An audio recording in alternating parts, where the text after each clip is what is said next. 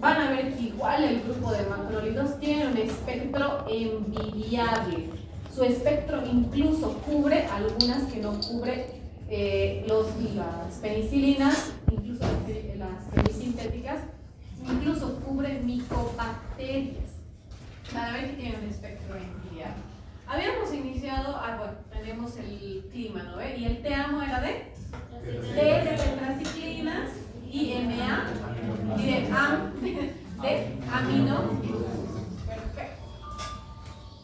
¿Qué es lo que yo tengo que saber de las tetraciclinas? Que existen, la clasificación de las tetraciclinas va en relación a la vida media que estas tetraciclinas vayan a tener, ¿verdad? Tenemos unas tetraciclinas de vida media corta, otras tetraciclinas de vida media intermedia y otras tetraciclinas de vida media prolongada. Incluso tengo una de vida media ultra prolongada, ¿no ven?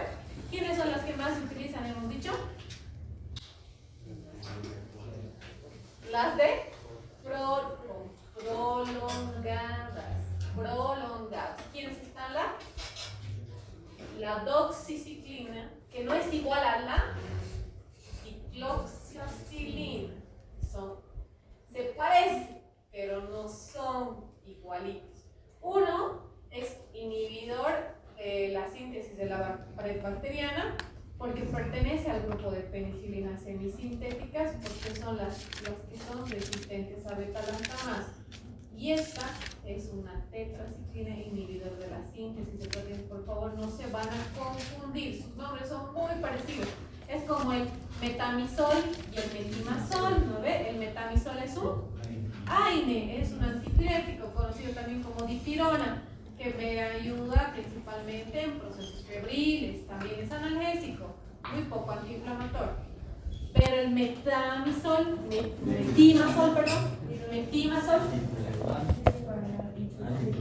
antitiroideo, ¿verdad? Utilizado principalmente para inhibir el proceso de organificación, y en el caso del profiltiuracilo, pues inhibe la conversión de T4 en T3. Entonces yo lo utilizo para hipertiroidismo. Lo mismo aquí, por favor. Los espectros van a variar notablemente. ¿Listo? A ver, nos habíamos quedado por acá. Ya habíamos dicho que dentro de las tetraciclinas las que más se utilizan son las de vida media prolongada. ¿Ya? Habíamos hablado del mecanismo de acción. Habíamos hablado que tienen un amplio espectro y que su acción principalmente radica en la inhibición de la proliferación bacteriana por el bloqueo de la RNA de transferencia que impide la síntesis de los polipéptidos esenciales para formar proteínas y que se reproduzcan las vacunas, ¿no? Y nos habíamos quedado justamente acá en los mecanismos de resistencia de las tetraciclinas. Si ustedes recuerdan los mecanismos de resistencia de los inhibidores de la pared celular, especialmente de las penicilinas, estamos hablando de alteración de la proteína fijadora de penicilina, bombas de flujo, inactivación enzimática principalmente por las beta-lactamasas y obstrucción en el ingreso, ¿verdad? Algunas comparten, una de las que comparte es inhibición enzimática. Hay ciertas bacterias que pueden producir alteraciones enzimáticas que inactiven la acción de las tetraciclinas y no lleguen a bloquear el RNA de transferencia. Otra, que se produce una expulsión activa, son bombas de flujo tipo Boomerang, que se mencionó que también comparten. Y otra que no contiene, por ejemplo, los inhibidores de la pared celular, que es una protección ribosomal. Prácticamente es un escudo, como se los puse acá. Es un escudo. Voy a activar mi punto. Es un escudo, como se los pongo acá, que prácticamente son proteínas que son producidas por las bacterias que van a formar este escudo, como bien dice, y van a interferir con la acción de la tetraciclina a nivel del ribosoma bacteriano. ¿Listo? Entonces, habíamos quedado acá justamente de la clasificación de las tetraciclinas. Y ahí están quienes componen las tetraciclinas de acción corta, de acción intermedia y de acción prolongada. La sección corta, su vida media es corta, considerable a sus sucedáneos, es de 6 a 8 horas, y aquí está la tetraciclina propiamente dicha, la clotetraciclina y la oxitetraciclina. Ya dentro de la vida media intermedia, están de 12 a 14 horas, está la Las que más se utilizan son las de vida media prolongada, que llegan a utilizarse hasta tener una vida media hasta de 18 horas, aumentándose su biodisponibilidad incluso más allá de esto, llegando a las 24 horas, justamente por la recirculación enterohepática que voy a tener. Aquí está la doxiciclina, que como bien digo, no es igual a la dicloxacilina, que es parte de los resistentes a las beta-lactamases. Y la digeciclina, que es una tetraciclina ultra prolongada. Esta hay que tener mucho cuidado porque tiene un sello negro de la FDA, porque es la más teratogénica, la que más efectos adversos negativos tiene. ¿Okay? Dentro de las características farmacocinéticas, pasa por todo, se absorbe y se distribuye muy bien por todos los líquidos y tejidos corporales, excepto al sistema nervioso central. Pero sí se puede excretar tanto por la leche materna y sí atraviesa la barrera placentaria, por lo tanto y por sus efectos adversos teratogénicos, yo tengo que tener mucho cuidado, no solamente en la mujer embarazada, sino también en los pacientes pediátricos, porque como van a ver, uno de los efectos adversos que más me va a chocar a mí es la alteración del cartílago de crecimiento. No solamente puede alterar en el proceso de formación intrauterina, sino también en el proceso de crecimiento y desarrollo extrauterino, porque si le doy a esta mamá que está dando de lactar, se va a secretar por la leche materna y va a tener estos efectos nocivos, además de otros que vamos a ver. ¿Listo? Habíamos dicho que estas tetraciclinas son quelantes de metales pesados. ¿Qué quiere decir la quelación de metales pesados? Ok, ¿qué metales pesados van a sufrir alteraciones?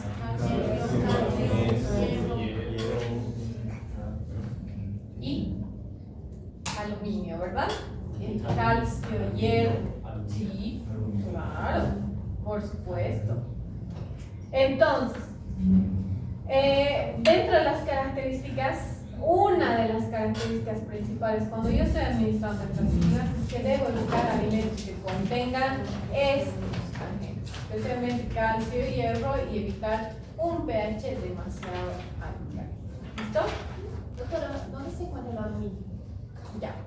Generalmente el aluminio es un metal pesado que forma parte de ciertos procesos. No son tan preponderantes, ¿ya? Pero sí forman parte de ciertos procesos celulares y especialmente está en algunos vegetales, ¿ya? Ok, entonces, otra de las características farmacocinéticas es que las tetraciclinas experimentan una recirculación enterohepática. ¿Qué quiere decir? Yo sé que dentro del proceso de eliminación prácticamente comparten de manera igualitaria lo que es la eliminación por excreción biliar, pero también un porcentaje muy similar es por filtración glomerular. No voy a decir que puede producir una alteración renal, ¿ya? Porque prácticamente la eliminación es compartida, ¿me entender? Entonces, esta eliminación está a cargo de la excreción biliar, que no es poca, es hasta de un 40%, que va a variar entre un 10 y 40%, que puede llegar a un 40%, puede favorecer a una recirculación enterohepática que puede prolongar su vida media. Si la mayor parte del fármaco se eliminaría, digamos un 80-90% por excreción biliar, seguramente la vida media se prolongaría mucho más, pero solamente estamos hablando de un 40% del fármaco que experimenta esta recirculación, por eso la vida media tampoco se potencia. Sí se aumenta, pero tampoco se ve realmente aumentada de manera exponencial. ¿Listo? La otra parte de la eliminación se la realiza mediante los riñones por filtración glomerular. Este es hasta igual, variando desde un 10 a 50%. Por eso igual, no es que tenga que ajustar dosis en pacientes renales, pero sí tengo que tener mucho cuidado con la función renal, porque especialmente la doxiciclina es las tetraciclinas de acción corta, la tetraciclina propiamente dicha, la clortetraciclina y la oxitetraciclina, la que principalmente se eliminan por filtración glomerular. De las características, la mayor parte tienen una biodisponibilidad que va a ir dependiendo del pH, ¿ya? la primera característica que yo tengo que saber es que el pH puede interferir con su biodisponibilidad, ¿ya? A ver, quienes tienen mejor biodisponibilidad son las tetraciclinas de acción prolongada, que tienen hasta una vida media de más de 18 horas, incluso prolongándose un poquito más por esa recirculación enteropática. La doxiciclina y la minociclina, administradas especialmente por vía oral, como tiene esta recirculación enteropática, alcanzan una absorción y una biodisponibilidad casi cercana al 100% en ambos casos. En cambio, la demetrociclina, la tetraciclina, su biodisponibilidad y su absorción estamos oscilando hasta un 70% como más. ¿Listo? Otra razón por las cuales se utiliza generalmente las tetraciclinas de acción prolongada es porque no se altera con alimentos. ¿Listo? No se altera con alimentos. No se olviden que cuando nosotros nos alimentamos, para el proceso de absorción de nutrientes y todo eso, las células parietales empiezan a sintetizar ácido clorhídrico, ¿verdad? Entonces el pH se aumenta, ¿sí o no? Entonces se vuelve más ácido, ¿verdad? Se vuelve mucho más ácido. Agentes tetraciclinas de acción corta y de acción intermedia sí se absorbe, sí se altera su absorción cuando hay presencia de alimentos, porque el pH se acidifica. Y si el pH se acidifica, sí se altera su absorción y su biodisponibilidad, que de hecho ya no es tan buena como la de acción prolongada, estamos hablando de un 60-70%. Si yo administro con alimentos, aumento el pH y lo hago más ácido, seguramente esta absorción va a caer más allá, menos incluso de un 60%, vamos, un 50-40%. Por lo tanto, estos agentes sí requieren la administración en ayunas, sí o sí requieren la administración en ayunas. Lo que no requiere la de acción prolongada, la doxiciclina y la minociclina. Estas no se alteran en presencia de alimentos ni se alteran con el pH ácido, ¿ya? Nada más, ¿ok? Ahora, agentes metales como el calcio, magnesio, hierro se ven altamente comprometidos su grado de absorción en presencia de estos agentes, de toditos, ¿ya? Entonces, por ejemplo, yo estoy ante una paciente que está con un cuadro de anemia y está administrándose, por ejemplo, sulfato ferroso para el tratamiento de la anemia, pero requiere, dentro de su espectro de acción, requiere el uso de tetraciclinas, por ejemplo, el uso de doxiciclina para un tratamiento por X o Z, ¿ya? Por una rickettsiosis, por ejemplo, que tiene buen espectro de las tetraciclinas. ¿Qué tengo que hacer? Tengo que suspender el tratamiento para su anemia hasta concluir la terapia con las tetraciclinas, porque se va a alterar la biodisponibilidad del hierro, de hecho, más que todo se va a evitar su absorción y no voy a llegar a cubrir el hierro elemental que necesito para restaurar los niveles de ferritina y mantener los niveles de hemoglobina dentro de los parámetros normales. ¿Listo? Lo mismo el calcio, ¿ya? Así como las tetraciclinas interfieren en la absorción de hierro, el mismo hierro también interfiere en la absorción de las tetraciclinas. Entonces, entre ambas se disminuye su absorción. No es productivo, ni para uno ni para el otro. ¿Listo? Lo mismo pasa con el calcio. Por ejemplo, si mi paciente está haciendo tratamiento con tetraciclinas, con doxiciclina, y adicionalmente administro, por ejemplo, leche a mi paciente que contiene calcio, ni se va a absorber el calcio y me va a alterar la biodisponibilidad de la doxiciclina. ¿Me dejo entender? Entonces, hay parámetros en los que yo debo hacer énfasis en mi paciente para evitar que éste incurra en situaciones que puedan alterar la biodisponibilidad. ¿Listo? Las tetraciclinas, especialmente la tetraciclina propiamente dicha, aquí en su presentación de 500 miligramos, ya sabemos que es de vida media corta. Debo darle por lo menos cada 6 horas y está indicada para principalmente aquellas infecciones causadas por rickettsiosis. Las rickettsiosis no son muy comunes en ambiente, en nuestro entorno, ¿ya? Sin embargo, hay ciertas rickettsiosis, por ejemplo, como la fiebre de la manchada de las montañas rocosas, que sí está tanto en América del Norte como en América del Sur, que es igual transmitida por un vector que es una garrapata. Sí puedo llegar a tratarla con tetraciclinas, ¿ya? Este tipo de rickettsiosis. Las otras rickettsiosis, ¿ya? Generalmente son de áreas, por ejemplo, de Estados Unidos, en las garrapatas que tienen los alces, etcétera, porque tienen que saber, ¿ya? A las que se centran, por ejemplo, en América del Sur, son esta Rickettsia rickettsii, esta Coxiella burnetii, que puede producir lo que es la fiebre Q. No es común, pero sí es de distribución mundial, al igual que la Rickettsia typhi, ¿ya? Que produce el tifus, muy raro, más que todo en países tropicales, pero sí puede tener distribución. Entonces, en este tipo de rickettsiosis me sirve el uso de tetraciclinas.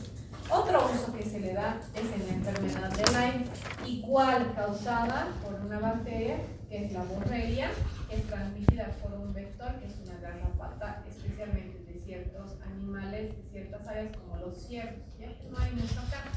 Entonces, esta enfermedad de Lyme, que produce, miren, este tipo de eritema, o sea, este tipo de lesión cutánea, producida o que contiene un halo eritematoso, tipo escudo del ¿qué se llama?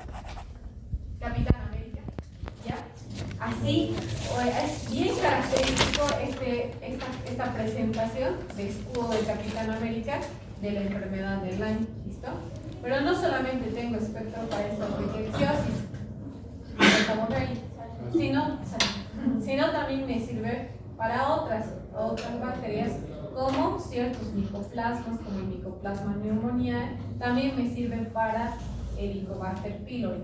No va a ser mi primera línea de tratamiento. Van a ver que los macrólidos, en combinación con penicilinas, especialmente semisintéticas, me van a ser de primera línea junto con el metronidazol. Pero como alternativa de tratamiento, voy a utilizar tetraciclinas porque tiene espectro para Helicobacter pylori. También me sirve para infecciones de transmisión sexual como clamidia, ¿ok? De hecho, me sirve tanto para la clamidia producida por infección de transmisión sexual como su complicación por la clamidia pneumoniae. Otras indicaciones que se puede utilizar las tetraciclinas son la brucelosis, ¿ya? Hay una práctica usual que se realiza acá en Bolivia que se llama la ambrosía, ¿ya? ¿Qué es la ambrosía? Es leche. Hemos sacado, por si acaso, dije. Ok. Esta práctica, ¿ya? Que se produce en Bolivia. ¿Qué es la ambrosía? ¿Ustedes conocen?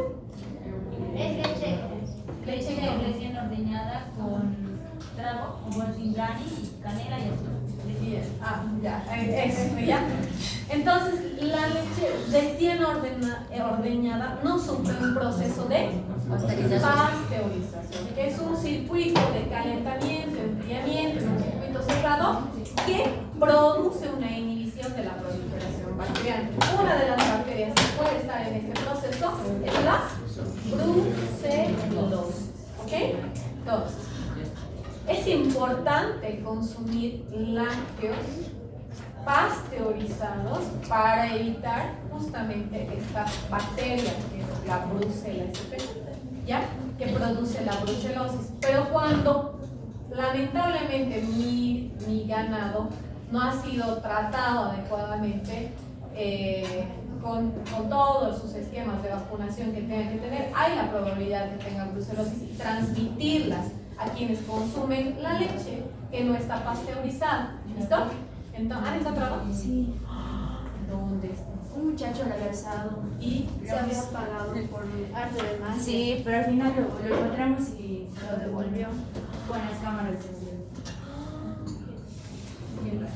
Mañana van a me vas a buscar. decir quién es. Mañana va a estar su cara ¿Quién en se todo olvidó? lado. Sí, ya me vas a Tranquilo. Expóngalo, dice. Pau. Paula.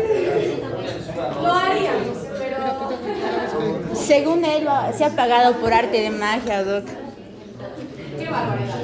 A ver, está bien hacer un paréntesis aquí porque cuando uno se encuentra algo, especialmente un celular, mínimo uno espera que le llamen, ¿no? Para decir, ya, he encontrado yo, estoy en tal lugar o le estoy dejando al guardia. No puedes agarrártelo, no es correcto.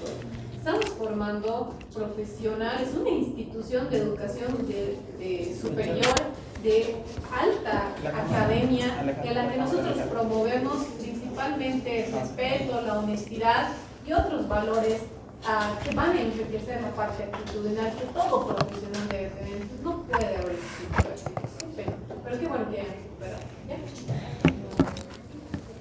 Otra que puedo llegar a utilizar es la tularemia, ¿ya?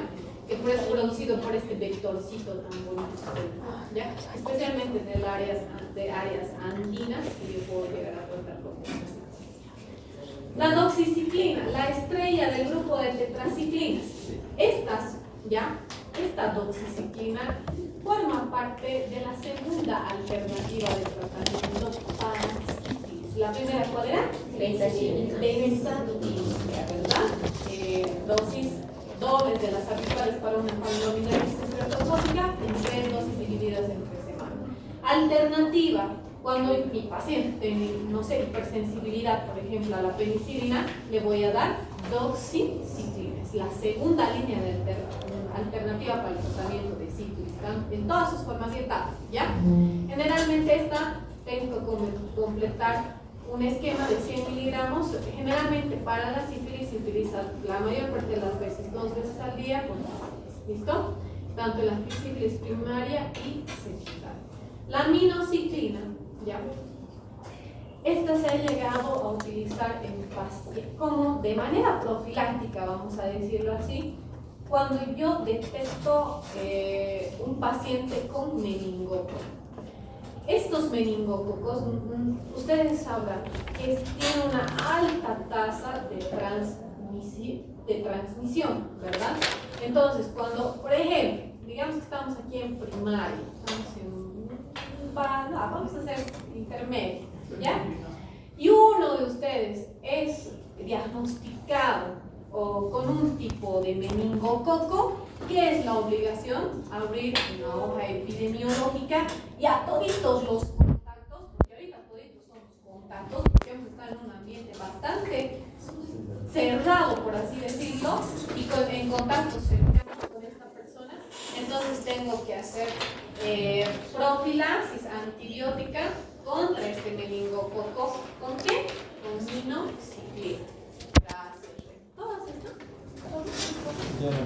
Ya. La tigecyclina. Esta es una de las que mayor espectro tiene, que mayor vida media tiene, pero que más hay que tener el cuidado y respeto. ¿Listo? De hecho, se le debe reservar para situaciones en las que yo no he podido resolver con otra cosa, y es o mi paciente se muere o utilizo tetraciclina. Hasta ese punto llegamos con la tigecyclina, ¿ya? Este es su espectro bacteriano. Miren, me sirve para bacterias atípicas. ¿Cuáles son las bacterias atípicas? Las atípicas, ahí son algunas. ¿Cuáles son? Micro. ¿Cuáles son las bacterias atípicas? Legionela, muy bien. Otra. ¿Cuál? ¿Cuál? Rickettsia. ¿Cuáles más? Staphylococcus coagulans. No, atípica. Chlamydia, doutora. Clámidia. Não é atípica, não?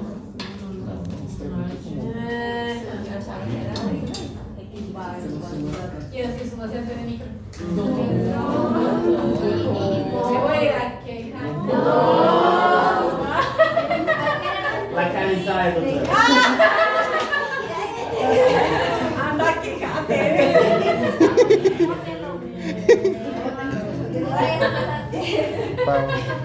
Pau, de mí lo mismo, pero me han preguntado de fármaco. Ya. ¿Sí? Con esta Tiene chiquita te un la voy a... gran espectro positivo. Miren, me sirve para infecciones Desconéctalo. por estafilococos, coagulasa negativa, estafilococos aureus, es cierto, estreptococos, gram positivos, Acinetobacter, Rickettsia, Clamidia, Mycoplasma y Es flojo. Pseudomonas. ¿Ya? Está indicada en infecciones complicadas, especialmente Es flojo. de la piel, especialmente por estafilococos, coagulasa negativa. Infecciones intraabdominales producidas por gram-negativos y principalmente en neumonía adquirida de la comunidad en la que no ha resultado ninguno de las alternativas que yo tengo previamente. Estamos hablando primero penicilinas, luego macrólidos y recién utilizar estos agentes como última alternativa. ¿Ya? Habíamos hablado de que tengo que tener cuidado en ciertos alimentos que yo voy a administrar. ¿Listo? Tengo que tener el cuidado de evitar la administración conjunta con sulfato ferroso. De hecho, habíamos dicho, no sé, un paciente con anemia yo debo evitar y suspender el tratamiento hasta concluir el esquema, esperar por lo menos 72 horas, porque tienen vida media prolongada, y recién iniciar nuevamente el tratamiento de anemia. ¿Listo? También es importante evitar el uso de antiácidos, porque ya hemos dicho que mientras más alcalino sea, ¿ya? Mientras más ácido sea el pH, pues más se va a alterar su biodisponibilidad. Lo mismo con la leche, ya hemos explicado cómo se traduce.